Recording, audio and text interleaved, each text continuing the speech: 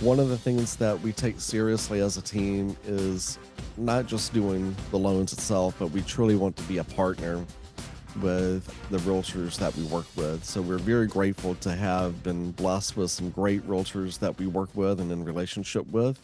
And this is one of the ways we feel like we can add value and give back to you guys. So just a real quick introduction so you know who we are. Of course, we're the legacy team. I'm Jonathan. There is only one me. It does say two me's up here, but the other person that says they're me is Allison Spickard, and she is my assistant. There's Tiffany Rasnick. She just joined our team this past week.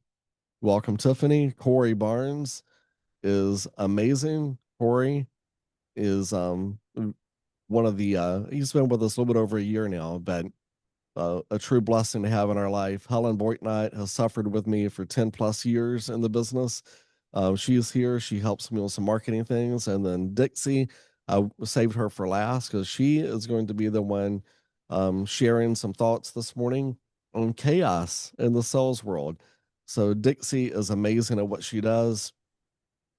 She has worked with me 6, 7 years now. It probably seems like in dog years, maybe 28, but in human years, it's about 6 or 7. But thank you, Dixie. I'm going to turn it over to you and let you roll. Sounds good. Thank you, guys. Speaking of chaos, the environment that I'm working in today is a little chaotic. So if you hear any background noise, I apologize, but it's real life. So there's that.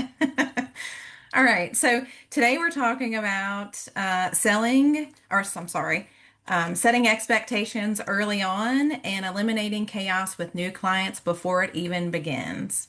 So let's just start right out of the gate with a really quick question. So, show of hands, please, if you will.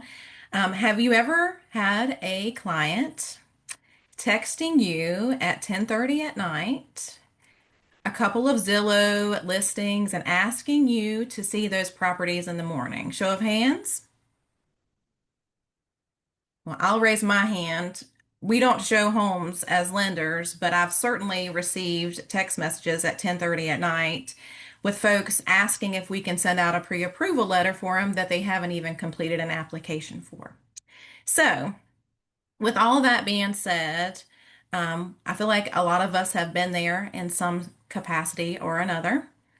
And here's the thing. So, this is what we need to really think about.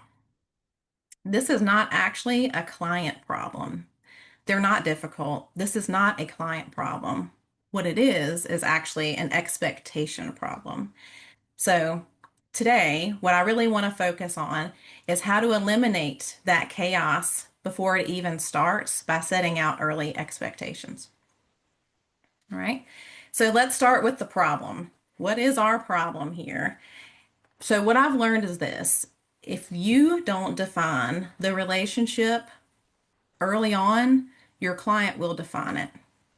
This applies so much in real life too. Like if you don't teach people how to treat you, they're going to treat you how they want to treat you, right? So in a relationship with our clients, if you don't define that relationship early on, they're going to define it for you. So when that happens, what does that look like, you know? So what that could mean for you all is last minute request for showings, consistent texting, confusion about the process, and a lot of unnecessary stress for them and for you too. So then we get our head wrapped around it's the client. This is a terrible client. What a pain. This person is just so needy. This is a terrible, terrible client. So we can go down that road real fast. But in reality, this is a little bit on us, right? Because we never really showed them how this is supposed to work. So if you create a program and a profile on how to guide them through the process, they don't take control. You actually have control of your situation and your business. And that's how it's supposed to work. And let's talk about why this all matters, okay? Because I think a lot of times our clients are naturally thinking these things. I think whenever we're connected with somebody, especially the first time and especially first time home buyers, I think that they're thinking that we're available 24/7 like Super Walmart. And we're not. I mean, some realtors I know work crazy hours, and that's great for you all, but we all have to have time to sleep, if nothing else, right? So I think a lot of times they think that we're open 24/7. They also think that every home that they see online is a viable or good option for them. And we know that that's not the case. You know, sometimes certain homes can't be financed, or maybe they don't qualify for that particular home. And then they also think that this process should be easy peasy, quick and simple. And as much as we all like to try to make it that way, and I feel like we do a really good job at it, sometimes that's not the reality. So we need to set the expectation around that very clearly up front. So, what happens when what they have in mind versus the reality happens is that there's going to be a frustration point there. So, their expectation versus reality. If we don't clearly define that, there's going to be a huge amount of frustration and stress. And for you as the realtor, I feel like that can be when your burnout sets in. You know, that can be a big point of burnout. Who here has experienced burnout in their business? Show of hands. That's right. Yeah, I think we've all been there. So if we can simplify that and if we can clean that up, then definitely let's do it. All right. Instead of feeling like, that we're running our businesses, when we're in that level of chaos and we don't have the control, we feel like we're reacting to our business. And reacting to your business is not how you manage a successful business. All right. So let's talk about a mindset shift here. So I really want to pause for just a second and make sure that you're very aware that you're not just a door opener and you're not just there to unlock the home and schedule showings for people. That is not all that you do. Most importantly, what you are is you're a professional. You're their guide and you're their trusted advisor. So that is what makes it perfectly okay to provide pointed guidance to these people when they enter your bubble. Confident professionals have a process, right? So simply, here's the truth, okay? If you have confidence in your process, then your clients have confidence as well. And confidence is very, very important in our business.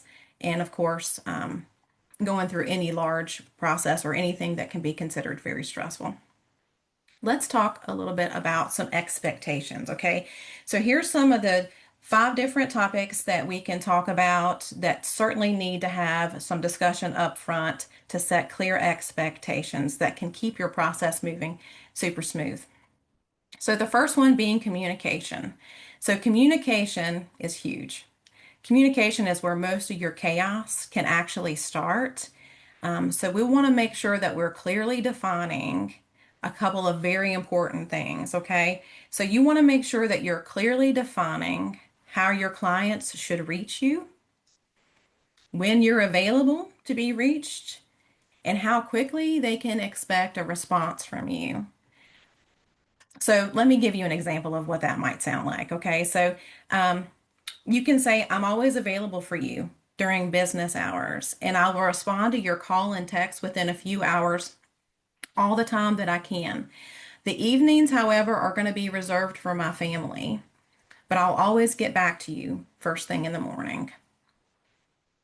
And I want you all to hear this really super loud and clear. And I have mowers outside, and if I need to yell, I'll yell so you can hear it. But setting boundaries does not push clients away. As a matter of fact, it does the absolute opposite. It shows that you're a professional and they'll respect you more. Okay. You're not super Walmart 24/7 run of the mill. You're a wonderful agent that can help them through this process. If you set those boundaries up front, then it'll work out best for you, your stress level, and of course, their stress level.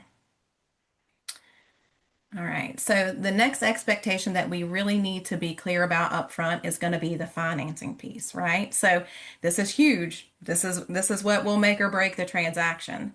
So setting the expectation around financing is super important. And before you even start showing clients properties, I feel like it's very important that they're pre-approved, okay? And I'm not talking about some casual pre-qualification, flimsy pre-approval, okay? I mean, they really, really, really need to be truly ready to pull the trigger, okay? This is very, very important. And how do you influence that? How do you make sure that that's something that they know is super important up front? Maybe you can, maybe you can say something that sounds a little bit like, before we start touring homes, I really want to make sure that you're fully pre-approved so that when we find the right one, you're in a position to win it, right? So if you really reinforce that this is very, very important and that we want to be ready for you to pounce, it's showing how much you care about their success in the transaction and you want to prepare them, and it will help eliminate the chaos of them scrambling last minute once a home hits the market that they love and maybe missing out on an opportunity that's in front of them there. So you and I both know that in today's market, a prepared buyer has a much stronger chance of winning the house than one that's ill prepared or last minute um, ready to play ball. Okay. This is also, this financing piece is where it really helps to have a strong lender connection. This is incredibly important because you can set the expectation up front and you can provide a lender contact so that they can get that taken care of before carting them around all over the county. And if you all need any recommendations on great lenders, I probably know a few people. I probably know a few people. So let's talk about the market reality because that's another expectation that I feel like needs to be set up front. Our market can change in the blink of an eye. So, one thing that your client may not know because they're not the professional is kind of the state of the market that they're walking into. And this is where it's very, very, very important that you all lead with honesty. Okay. So, setting the expectation and leading with honesty about the market that they're about to put foot in is super important. So, let's make sure that you cover things like how fast are homes moving in this market? What the competition looks like out there. Is there a lot of people that they're up against that are looking in that same zip code that they're looking in? And what does it really take to win? What have you seen actually work and bring people to the finish line in the market that you're actively in that you can communicate with people up front so that they know it's unrealistic to ask for seller concessions in this market so that they can already have that in the back of their mind so it's not something that they're absolutely appalled by when the situation comes up. So, something that you might say in regard to this would be, hey, homes in this price range are typically moving in about 5 days. So, when the right one comes up on the market, we want to be able to help you move on it quickly and confidently. So, that's a really great way to start the conversation around setting the expectation of the market itself. Because I'm going to tell you, and I've heard these stories myself, if you don't prepare them for that, they hesitate, they miss the opportunity, and then they get frustrated. And sometimes that's when they start looking for other agents, you know? They feel like you're failing them. And the truth is, if you've given them that expectation up front and they've chose to ignore it, then you know that that's on them. But if you haven't given them that expectation up front, then maybe it is a little on you, you know? And same thing goes for us as a lender. We definitely have to define expectations up front in our process too, that folks know, hey, we're gonna hit you with a whole lot of document requests, and this piece can be a little stressful. So we have our own set of expectations that we set in our business too. But anything that we can do to communicate fully and keep those folks in our bubble and in our world is super crucial. All right, let's talk about the next expectation, expectation number 4, and there are 5 of these. and that's going to be showings.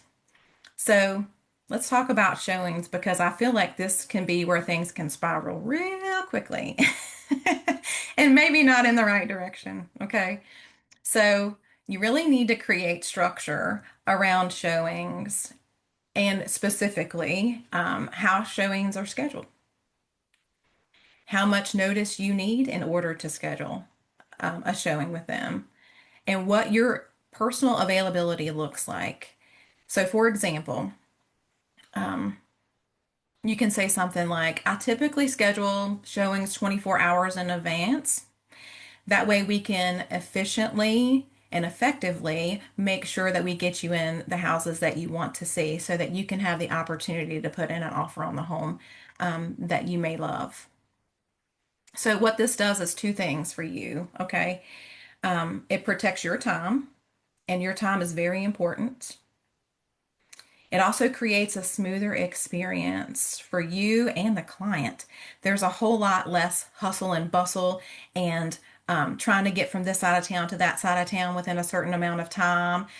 If you're able to kind of go with a specific flow and set that expectation, it's going to make things so much smoother for everyone. All right. And expectation five, um, decision making. Okay. So, one of the biggest time drains is working with clients who do not know what they want, right? So you're spending a bunch of time taking them here and there, and they haven't even had a minute or a time to think about what's important to them. Like, what are the must haves? Like, what are the must have non negotiable items, right? What are the nice to have? So those are the negotiable items. And then last but not least, what does that yes house look like? Like, what does that look like? So if you can early on, help them understand what that looks like. Even before you go looking for a home. Now, if you have to modify that list once they start looking, that's fine too. But at least give them an idea or a structure or help them come up with that before you even go out. So maybe you can say something to them that kind of follows along the lines of, let's identify your top three must haves. And that way, when we hit that door and we walk into that house, we'll recognize it and we can act fast and with confidence. And you may not miss out on an offer on this home because of the delay in the decision making process that should have already been done before we even step foot through the door. So, confident clients, people who have confidence walking into a situation, make decisions way faster than folks who don't have kind of clear guidance and confidence behind that. All right. So, now let's talk about your systems. So, your systems and your tools that can help you communicate all of these things. So, a lot of this will not work unless you have a system, okay? Like so many other categories in our lives, there needs to be a system for things. Um, and this system is something that you're not gonna want to do it sometimes or whenever you feel like it or when you get around to it. This is something that you need to do in your process every single time religiously, okay? That's how it needs to be looked at. So for you all, and some of the tools that I know that you all have access to, um, a buyer's consultation. And I think we've had a couple of conversations around buyer consultations in some of our previous boot camps. And I will tell you, if you're not taking the time to have a sit down face to face when you can for buyer consultations, you're missing out on a huge opportunity for true connection with someone. Okay. The buyer's consultation is a place where you can really solidify your relationship with someone, get to know them, know the things that make them laugh, understand them a little bit more as a human being, and also understand what they're looking for as far as their home. This is also a wonderful time, in my personal opinion, to talk about how you're going to get paid, right? So, the money piece can be a big piece for folks, and they're thinking about that. They want to know, like, how you're going to get paid. And sitting down with someone professionally, face to face, and going over that, nothing is going to make you look like more of a professional than that, in my opinion. That's a conversation that's very well suited for face to face, in my opinion. So you have buyer consultations where you can take advantage of communicating some of these things that we've went through here in the Zoom. A welcome packet. So I know that some of the folks that are here with us today have really cool welcome packets. Okay. Welcome packet can be something that you put together that's tangible, like an actual handheld item, or it can be digital, which I think is really nifty, or you can give them both. And here's the beauty in that. If your welcome packet has a lot of the information that we've already talked about here today, and setting those expectations in it, you may not get a text message at 10 o'clock because they might remember, oh, I think that's in my welcome packet.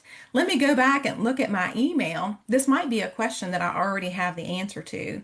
So your welcome packet can also be a great tool that helps address some of these things early up front, and also a resource that they can look at down the line. And I'll back up a little bit because a thought just came to mind for me. So, the buyer consultation. If you can't do face to face, Zoom is a wonderful second option, okay? And here's why. So, it is still a little bit more of a personal connection than if you're on the phone with someone, for sure, because you're seeing a face. It's a human to human contact, right? The other beautiful thing, and just like we're doing here today, Zoom can be recorded, right? So, and can be dictated even. So if you wanted to set your buyer consultation on a Zoom, you can send them the video when you're done. You can send them the transcript after you're done, and that can be another resource for them to reference back to. So anyhow, that's just a thought that just popped into mind. So buyer consultation, welcome packet, and last but definitely not least, and a tool that's been around for a very long time and that's super effective, is follow up emails. If you want to send emails that kind of lay out and reinforce some of the expectations along the way, if you want to do that up front and then in the midpoint and towards the end, or if you're the person that wants to reach out a couple of times a week and just reiterate things, emails are very effective. And I tell you, if you do all three, you're going to have it covered. So that may be the way to go if you have the ability to really take advantage of setting these expectations in your buyer consult and in your welcome packet, and even through follow up emails. I don't think that there will be any confusion or very minimal or no chaos around the expectations. So I want everybody to remember that professionals have a process. As a professional, you have a process, and amateurs wing it. And we're professionals here. We're not winging stuff. We're not winging stuff. We're professionals. And your consistency around these processes is going to be what separates you from the pile of 1,600 plus realtors and more coming every day in the Roanoke Valley. These steps done religiously, the expectations set up front, is what's going to put you at the top of that pile. So, what happens? What's the payoff? Like the payoff, the best part of it all, right? So, what happens when you do all of this? What are some of the great takeaways? You get better clients. They're not upset, angry, or agitated. You get better clients overall. You have smoother transactions. That seems like a given based on everything that we've talked about. You reduce the stress and overwhelm, heartburn and anxiety for them and you, for sure. And you actually start attracting more referrals because those people will talk about how you educated them and how you made the process as smooth as it could be.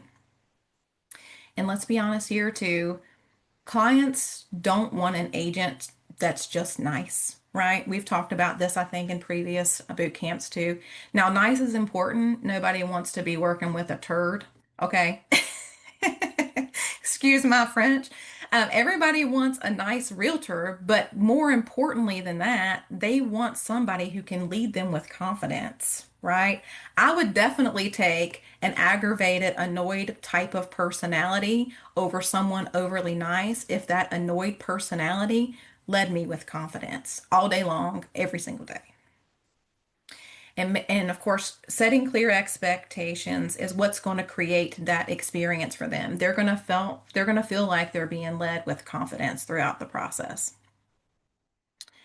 So I will say, in closing, and we'll do a little exercise here in just a second too, but in closing, I'll leave you with this.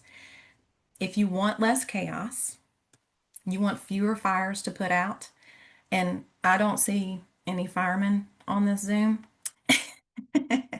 and you want more control in your business because it is your business and you definitely control how it runs, it doesn't start with finding better clients. Okay. It starts with having better conversations early on in the process, right? Because when you set those expectations early, everything gets easier the whole way through.